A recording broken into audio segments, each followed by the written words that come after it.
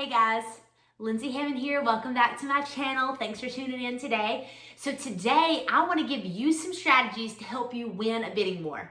So if you've looked at even one house in this market, you know how crazy of a market this is and how most homes are flying off the shelves, getting multiple offers, and most of the time getting into these bidding wars where you see people asking for highest and best.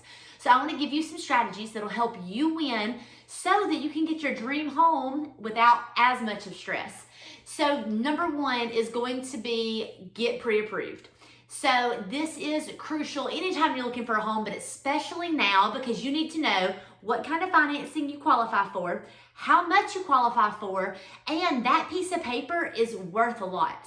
So whenever, as a listing agent, when we are looking at offers, that is the first thing that I look at is I want to see that pre-approval letter, because why would I accept an offer for somebody that hasn't even verified that they can purchase this and they're qualified for this amount?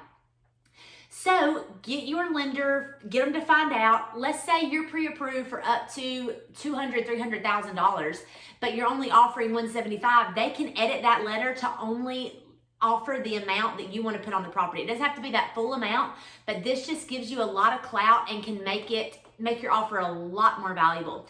I actually had a house that I was selling and I got an offer and it was the highest offer, but she didn't have a pre-approval letter. They hadn't even started the process, so we went with a different offer because we couldn't verify that they could actually buy the property. So that's the very first thing. Something that's really going to help you guys is if you can use one of two financing options. So cash, conventional. Not everybody can do these, obviously, with cash because, you got to have a lot of cash sitting around. But if you can, that also makes your offer stronger. Conventional loans have better appraisals. So the appraisers come in and they don't nitpick everything and, make the seller fix every single little thing. And that is a lot more attractive of an offer for a seller. And then cash, they don't have any kind of appraisal that's tied to it. And cash can close it as quick as 2 weeks. So if you can do either of those two, then that is going to be the best method and can typically get you, above something. If I'm, as a listing agent, if I'm looking at two identical offers and one of them is cash or conventional and the other is a different kind, almost always that cash or conventional is going to win if it's the exact same one. That's just something to think about.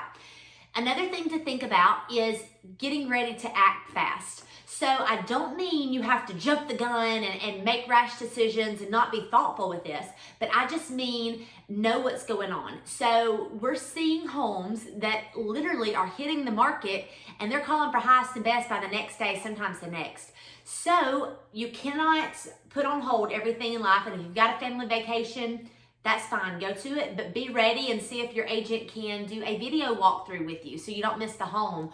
Or, if you've got a crazy work schedule, doing some video walkthroughs or just having some kind of flexibility, maybe somebody you trust to go look at the home for you. That way you're not missing out on a really good deal by not having the availability that you really need. Something else, know exactly what are deal breakers and what are must-haves in your home. So if a must-have is a 3-bedroom with an office, we know if there's a home that's just a 3-bedroom and doesn't have an office, we don't even want to put that on our radar because we're going to go see it and get in these bidding wars for nothing, and that's not even the kind of home you want, or you may not even put an offer in. But let's focus on what are those absolute must-haves in here so that we can put all of our energy into what we want to get so that we can get the most bang for your buck. Something else to look at is commute and drive time. So it's smart to know, it may be so many miles, but it's going to take you X amount of drive time in the morning with traffic to work. If that's a deal breaker, let's scratch that one and let's not even worry about it, and kind of go from there. Another good idea in this market would be finding something that needs just a little bit of work. So if you find something that's been on the market for 14 days, or if it needs a little bit of work, those are not going to go quite as high and get into all these crazy bids that we're seeing on some other ones. And some of those can be really quick fixes. Sometimes it's just some paint, a little bit of new flooring, something that's really easy, but that can make that big difference. Another one, do not overcomplicate your offer. So we want to make our offer what I call extremely clean. So we're just asking for the bare minimum. I always like to ask for a termite inspection letter just so we can make sure the house is good to go. In Georgia, termites are a big deal. But something you can do, you don't even have to add that in the offer, but you can do that whenever you're doing your inspection. So whenever you have your due diligence do your inspection, go ahead and get the termite letter yourself then and get the termites, checked for then. So there's just certain things to keep that offer really clean because, like I said, as a listing agent, I do a spreadsheet that shows what the houses are selling for, what their net would be, so how much money they're gonna make, and then other things that they need. So if we've got an offer that's offering $200,000 and that's all they want, and then you've got another offer here that's offering $200,000, but they're wanting a home warranty and a termite letter and to leave X, Y, and Z, the straight 200 is gonna look a lot cleaner and a lot better. And I have seen offers being dismissed. One offer only asked for a home warranty and they didn't choose it because it wasn't as clean as the other one. And on one of my other ones, the offer only asked that the house be clean. And my personal seller was like, you know what? I take pride in my home and my home is spotless. And for them to ask that just makes me feel like this isn't good enough and that's kind of insulting, and they went with the other offer. So as clean as you can make it is just going to make your offer by far the best.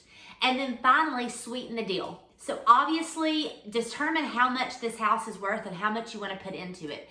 So if your max for this house you want to pay is $250,000, like go ahead and put that out there.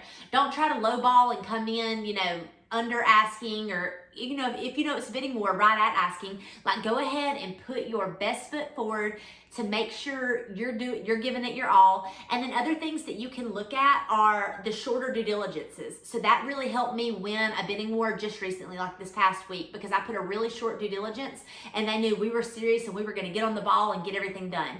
I did that, and I went ahead and did the termite inspection myself and didn't ask for them to do it for me. Something else you can do a really short financial period. So this would be something with the pre-approval, talk to your lender and see how quick can they verify that you will be approved for this? How quick can they do the appraisal? Look at some of those things because that can make a big difference and look really well. Another option that you can kind of think about would be waiving the inspections and waiving the appraisals, or giving an appraisal gap. So waiving the inspections, this one's really, really tricky unless you can go ahead and bring in somebody that knows what they're looking at when they look at the home with you, because you don't want to walk into a mess. But if you give a 0-day due diligence on these for the inspections, that is going to make your offer look so phenomenal. I won a bidding war with this, and my client offered right at ask price. The other offer was $7,000 above hers, and they still chose ours because we didn't do the inspection. So that makes your offer really strong. It's kind of risky, but that is a way to make your offer really, really strong, especially if you can't hit those high numbers. And then the other one would be to do the appraisal gaps. So what that means is you're saying, okay, if I'm going to offer you $250 and I'm willing to pay $5,000 above what the appraisal comes in at. So if the appraisal comes in at $245, I'm willing to come up with that $5,000 difference to make my offer the $250. This can be, chancy, especially if you don't have the extra cash lying around. It's kind of a give or take, but I've seen this win out a lot too, because then those sellers are guaranteed they're going to get that money, and that makes them feel really secure. And sometimes you don't even have to do it, but it's just that option. If you're questioning some things about appraisals and inspections, I have a video in the description below. Go ahead and check that out. It goes into more details on the inspections, the appraisals, what to look for to give you a little bit of better idea on that. But those are just some quick tips and ideas that can really help you win the bidding war, get the home of your dreams, do all of that stuff. So guys, if you learned something today, go ahead and give me a like, subscribe down below. I do all kinds of educational tips, and I would love for you guys to listen in and learn some new stuff. As always, thank you guys for watching, and I hope to see you soon. Make your dreams turn into a reality.